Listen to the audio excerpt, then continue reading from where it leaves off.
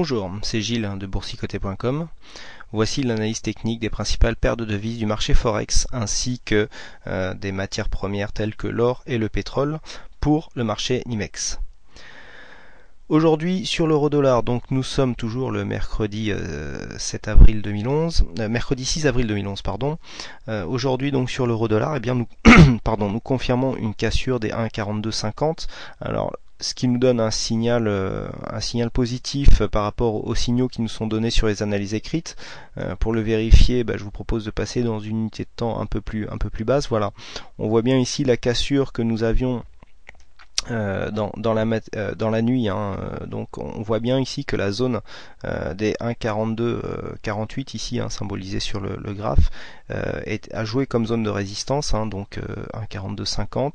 On est revenu ici reprendre un petit peu d'élan si on veut prendre l'image, et hop, la cassure là cette fois-ci a été bien nette, pas comme celle que nous avions enregistrée en début de semaine, et là même après un petit retour, eh bien vous voyez on est resté en range, puisqu'on a eu une évolution vraiment horizontale, on avait une petite résistance intermédiaire à 1,4266 et support intermédiaire à 1,4251, donc on voit bien ici que ça nous a permis de faire redescendre légèrement certains indicateurs avant de repartir en tendance, et donc de valider totalement déjà dans un premier temps le stop financé à 1,4275 et de 1,43, donc qui constituait l'objectif de trade. Donc un trade gagnant sur l'euro-dollar qui vous est donné gratuitement sur le site boursicoté.com sur les analyses écrites, donc vous allez sur l'onglet Forex, analyse euro-dollar, et donc ces signaux sont disponibles tous les soirs, ou je dirais dans la nuit. Ce signal a été posté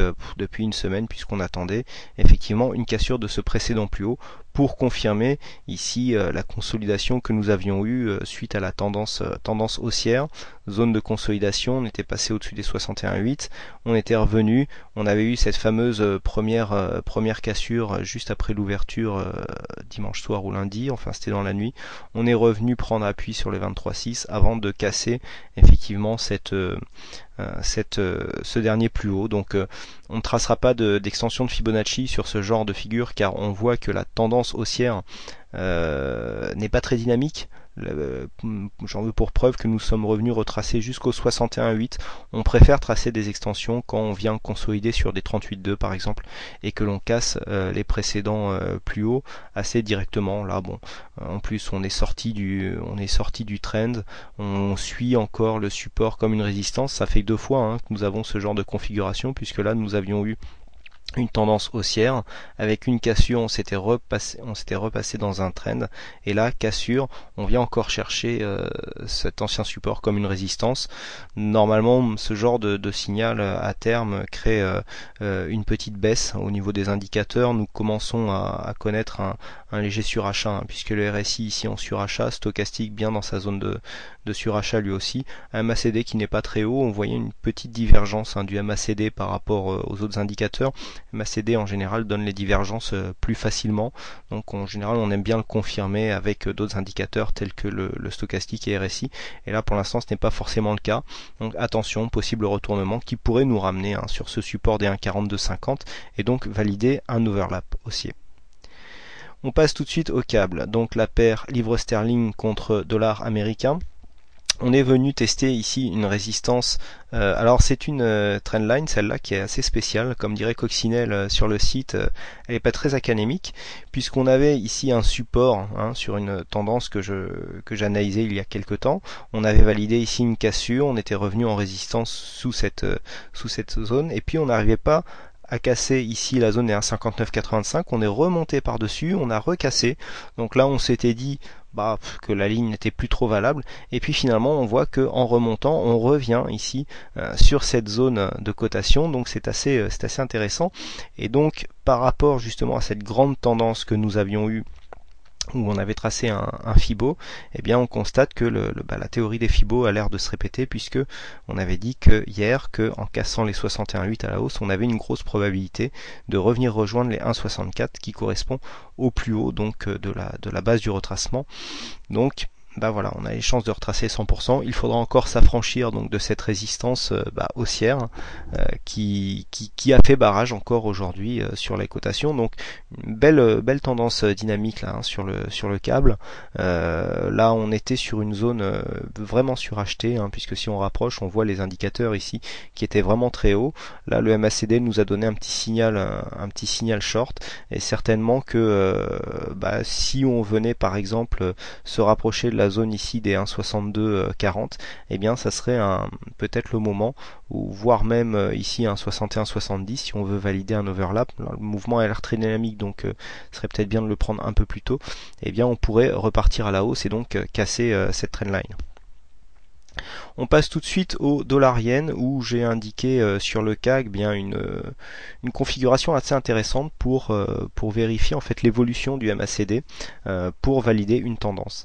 Alors le MACD, bon, pour ceux qui me connaissent, je m'en sers notamment pour valider des retournements.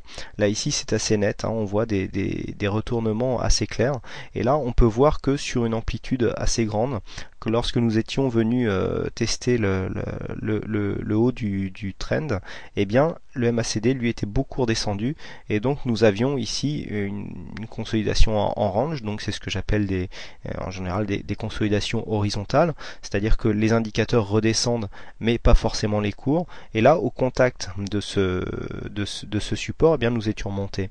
Alors comment je valide les tendances avec le MACD? Tout simplement quand les zones en fait de contact avec le support haussier correspondent à des retournements de l'indicateur. Là, si on constate la bougie ici sur ce support, on voit que le MACD au niveau des histogrammes se retourne. Là, sur ce point haut, on voit que l'histogramme se retourne au contact de la résistance. Idem, là, on a un retournement sur ce test de support. Là, retournement sur la résistance, c'est très visible, et retournement ici qui est un peu plus long, et là on voit plusieurs points de contact, retournement du MACD alors que nous étions venus au contact de ce support. Je vous avais d'ailleurs signalé hier que ce contact ici pouvait être un bon signal.